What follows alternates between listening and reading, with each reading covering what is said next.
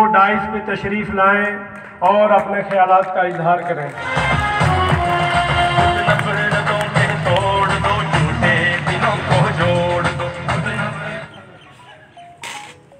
نحمدہ ونصلی علی رسولہ الکریم، اما بعد، اعوذ باللہ من الشیطان الرجیم، بسم اللہ الرحمن الرحیم۔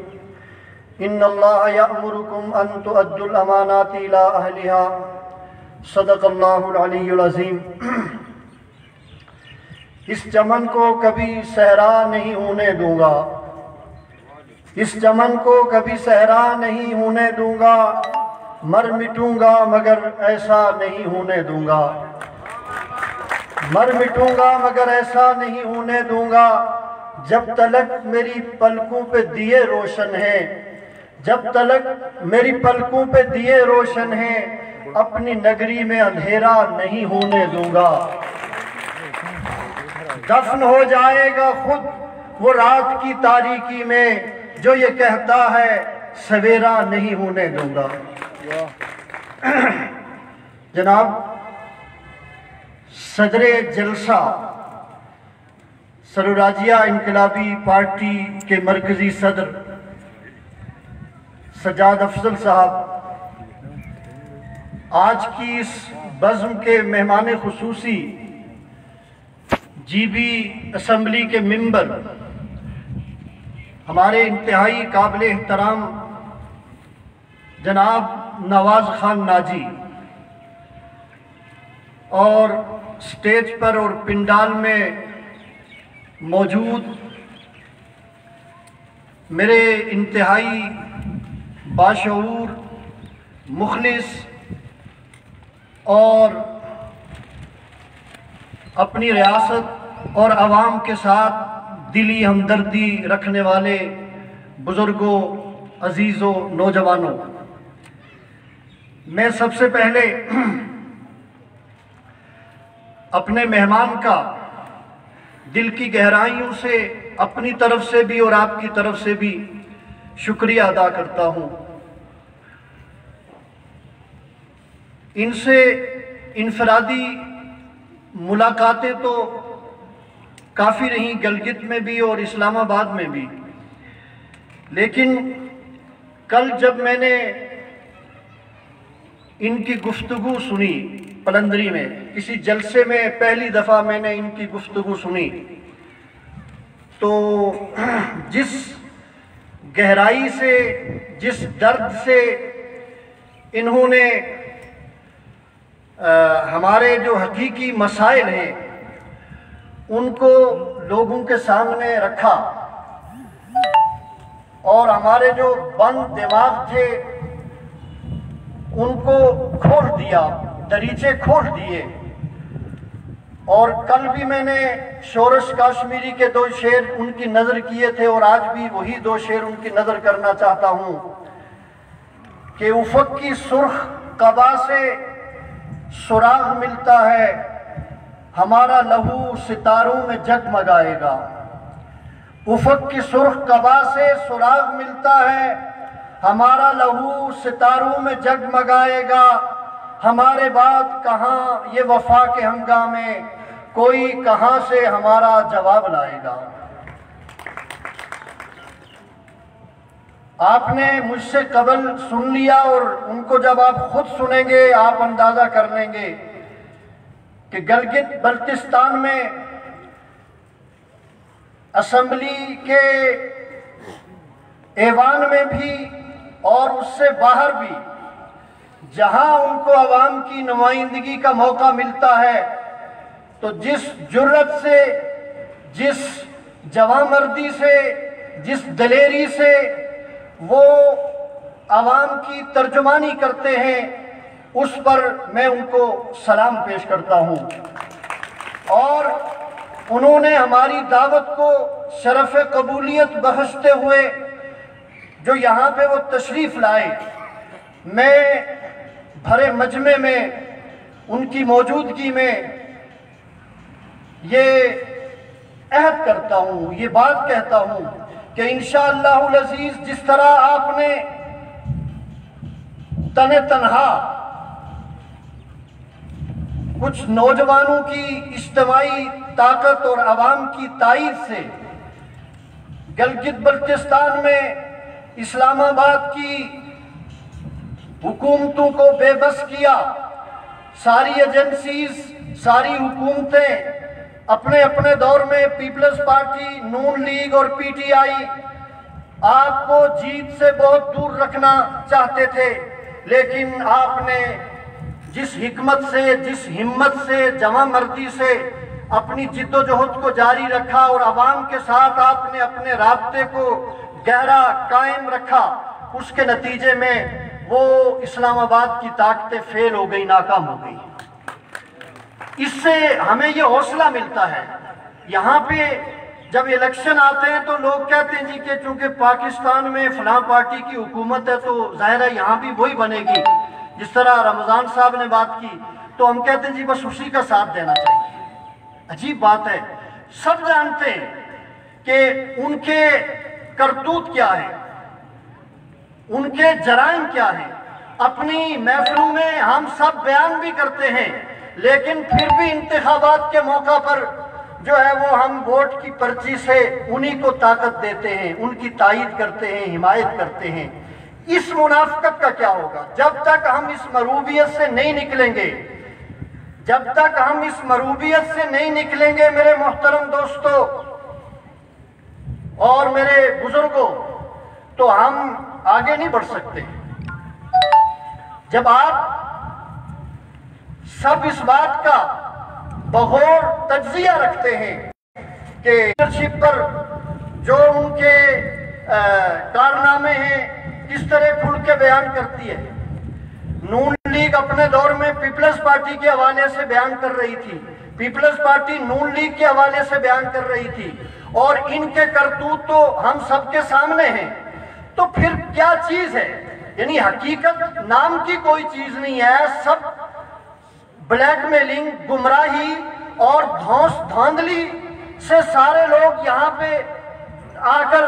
الیکشن مہم چلا رہے ہیں تمام پارٹیوں کے، تو پھر اس سے زیادہ ہمیں اور کیا ثبوت چاہیے کہ ہم اس قیادت کے حق میں اپنے ووٹ کا استعمال کریں جو حقیقی معنوں میں آپ کی نمائندہ اور ترجمان ہے۔ ہمارے جذباتی نوجوان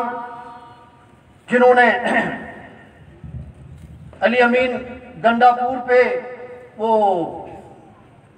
انڈے، ٹماٹر اور جوتے پتہ نہیں کیا کیا برسایا، ظاہر ہے یہ ہمارے ان نوجوانوں کا ایک غصہ ہے۔ جب آپ صحیح معنوں میں اس غالب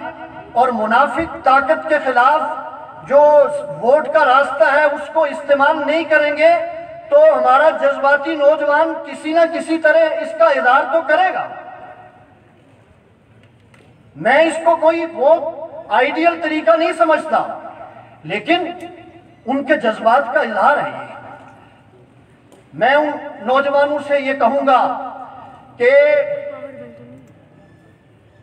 اگر آپ کے جذبات سچے ہیں، اور میں سمجھتا ہوں کہ سچے ہیں، تو پھر آپ کو اس جد و جہد کا دست و بازو بننا پڑے گا، اس جنگ کا حصہ بننا پڑے گا جو جنگ ان کے خلاف شعوری بنیادوں پہ، نظریاتی بنیادوں پہ اور منظم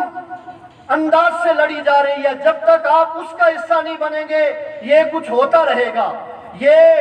برجیز طاہر ہو، جناب فیاض چوہان ہو، شیخ رشید ہو یا علی امین گنڈا پور ہو، ان سب نے اور ان کے علاوہ بھی اپنی محفلوں میں بھی اور کھلے عام بھی ان کا جو ہتک آمیز لہجہ، رویہ اور جو جملے ہیں ان کی جتنی مذمت کی جائے کم ہے، لیکن جب تک ہم ان کے خلاف منظم انداز میں الیکشن کے ذریعے سے اور تحریک کے ذریعے سے اپنے آپ کو تیار نہیں کریں گے اور اس جد و جہد پہ آمادہ نہیں ہوں گے، ہم ان کی غلامی سے نہیں نکل سکتے۔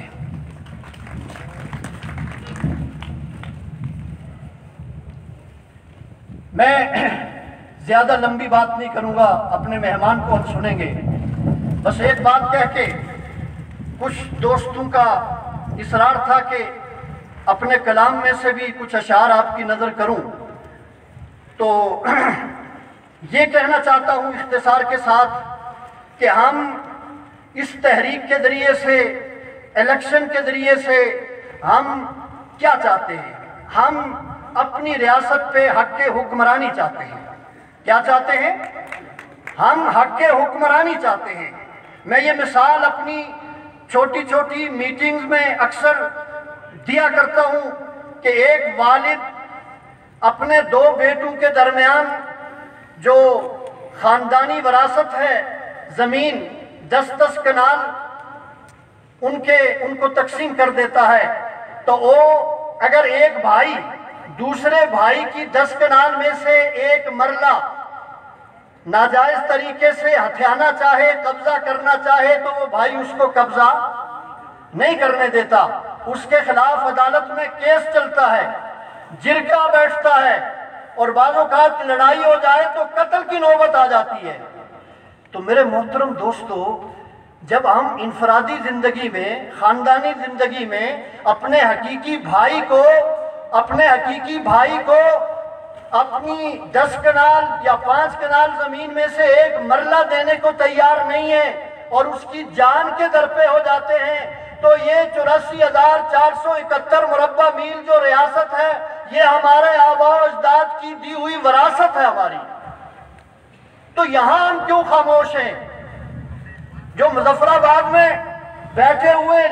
آپ کے لیڈر ہیں، وہ تو اس لیے خاموش ہیں کہ ان کی مراعات پہ زد پڑ رہی ہے، لیکن ہم کیا مراعات لے رہے ہیں؟ ہم کیوں خاموش ہیں؟ اصولی طور پہ تو ان کو نمائندگی کرنا چاہیے تھی، لیکن چونکہ وہ حقیقی معنوں میں عوام کے نمائندہ نہیں ہیں، وہ اپنے مفادات کے اسیر ہیں۔ تو یہ جنگ ہم نے خود لڑنی ہے۔ اگر میں اپنے حقیقی بھائی کو ایک مرلہ دینے کے لیے تیار نہیں ہوں، تو پھر اپنی ریاست کی ہندوستان اور پاکستان مل کر جو بندر بانٹ کر رہے ہیں، اور وہ بھی چائنا کے مفادات کے تناظر میں کہ اس کا سی پیک متاثر نہ ہو جائے، اور جی بی کو عبوری صوبہ بنا دیا، اور ہم بھارت امریکہ کو خوش کرنے کے لیے، اس کی جو ہے نا وہ آشیرواد حاصل کرنے کے لیے ہماری اس ریاست میں، سری نگر میں اور لداخ میں، جموں میں، اس کو جنگی حوالے سے اڈے دینے کے لیے تیار ہے۔ اور آپ سے، ہم سے کوئی پوچھنے والا نہیں کہ یہ آپ کی ریاست ہے، آپ کی وراثت ہے، آپ کی زمین ہے، اس میں آپ کی کیا رائے ہے؟ تو جب یہ غاصب طاقتیں آپ سے پوچھنے کے لیے تیار نہیں ہیں، تو ہم خود اپنی آواز کو بلند کریں گے، اس آواز کو منظم کریں گے، اور منظم جد و جہد کے ذریعے سے ہم یہ حق حاصل کریں گے۔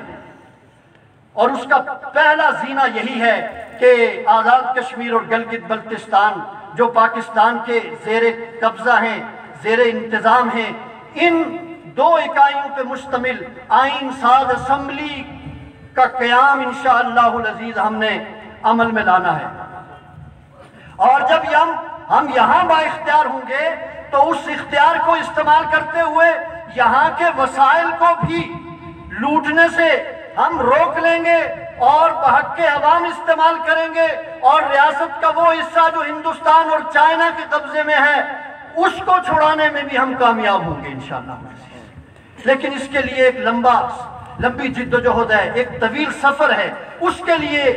ہم سب ذہنی طور پہ تیار ہیں۔ جس طرح پہلے بات ہو چکی کہ الیکشن ایک راستے کا، ایک سمجھنے کے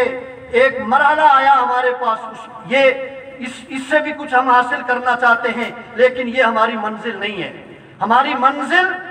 ریاست کی وحدت کی بحالی ہے، ہماری منزل ریاست کی حقیقی آزادی ہے، ہماری منزل حق حکمرانی حاصل کرنا ہے، اور ہماری منزل اپنے وسائل پہ حق ملکیت حاصل کرنا ہے۔ میں انہی الفاظ پہ اپنی گفتگو کو سمیٹتا ہوں، اور اپنی نظم کے چند اشعار، ایک اور نظم کی فرمائش کی ہے، اس لیے میں دو نظموں میں سے چند چنیدہ اشعار اور بند پیش کر کے اجازت چاہوں گا۔ ایک دفعہ ہمارا گلگت جانے کا، ایک مشاعرے میں جانے کا اتفاق ہوا، تو جاتے ہوئے پوری ریاست کا جو منظر ہے وہ ذہن میں گھومنے لگا، اور اسی موقع پر وہ نظم جو ہے نا وہ تخلیق ہوئی تھی، اس کے چند اشعار پیش کر کے اس کے بعد ایک اور نظم کے 2-3 بند پیش کر کے اجازت چاہوں گا۔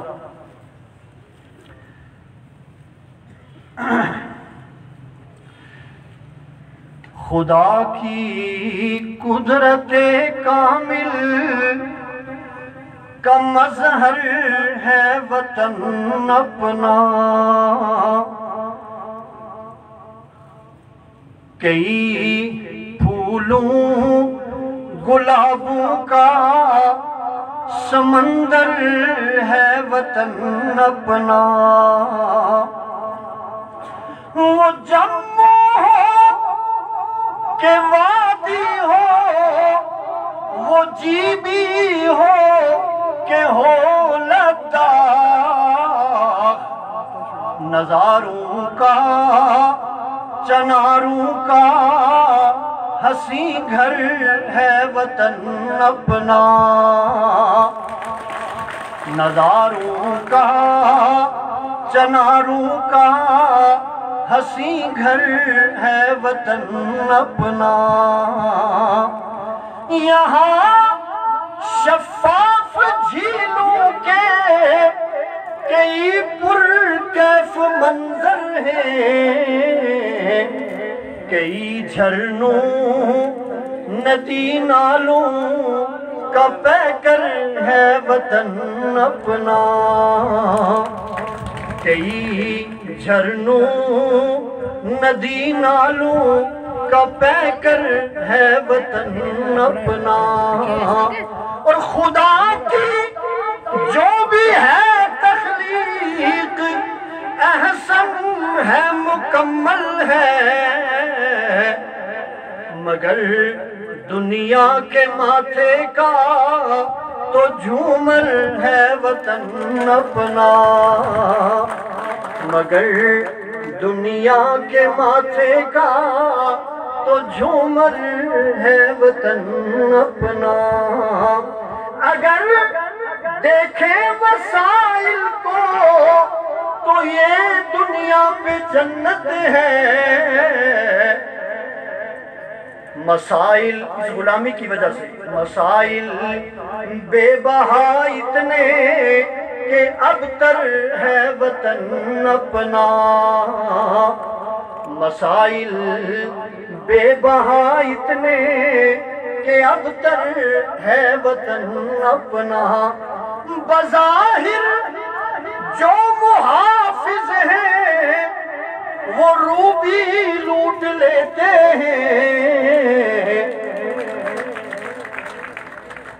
لوٹنے والے اوپر سے بڑے بڑے آتے ہیں اور جن کو آپ ووٹ دے کے بھیجتے ہیں نا یہ ان کے سہولت کار ہیں، تھوڑا سا حصہ ان کو بھی ملتا ہے، بظاہر جو محافظ ہیں وہ روبی لوٹ لیتے ہیں، معادن اور خزائن سے بھرا گھر ہے وطن اپنا، میرے دریا تو سب کی سرزمین سیراب کرتے ہیں، مگر سب کے لیے کیوں لقمہ تر ہے وطن اپنا، مگر سب کے لیے کیوں لقمہ تر ہے وطن اپنا، جوانوں جاگ بھی جاؤ کرو جہد مسلسل تم، بدل دو یہ نظام زر کہ مضطر ہے وطن اپنا، اور غلامی کی گھٹائیں کیوں میری دھرتی پہ چھائی ہے، بچاؤ ان لٹیروں سے گلے تر ہے وطن اپنا۔ ایک اور نظم کے 2-3 بند پڑھ کے اجازت چاہتا ہوں۔ سید امین گیلانی کی نظم ہے، اور وہ یہ جو قیادت کے نام پہ جو لوگ عوام کے دشمن ہیں، ان کی نظر ہیں یہ سارے اشعار، اور عوام کی سادگی کی نظر ہیں۔ ظلمت شب ہے پھیلی ہوئی چار سو، تم بضد ہو میں اس کو سویرا کہوں، میں اندھیرے کو کہہ دوں سویرا غلط، سچ تو یہ ہے کہ میں تم کو جھوٹا کہوں۔ رہنمائی کا پرچم لیے ہاتھ میں، کارواں کو جو لوٹے اسے کیا کہوں، خوف کھا کر اسے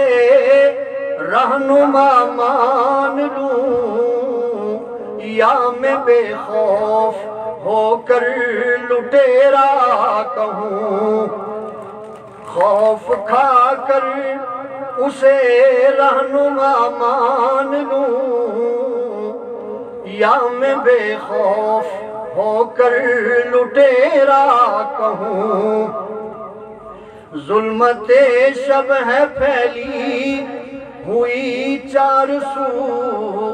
میں تھا پیاسا یہ صحرا، مجھے دور سے بہتے دریا کی صورت دکھائی دیا، صورت حال اب ہے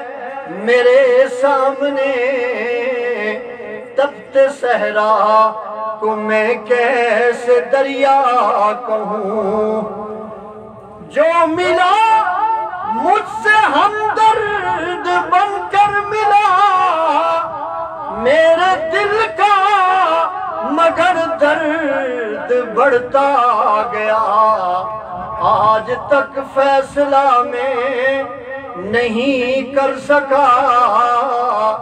غیر کس کو کہوں کس کو اپنا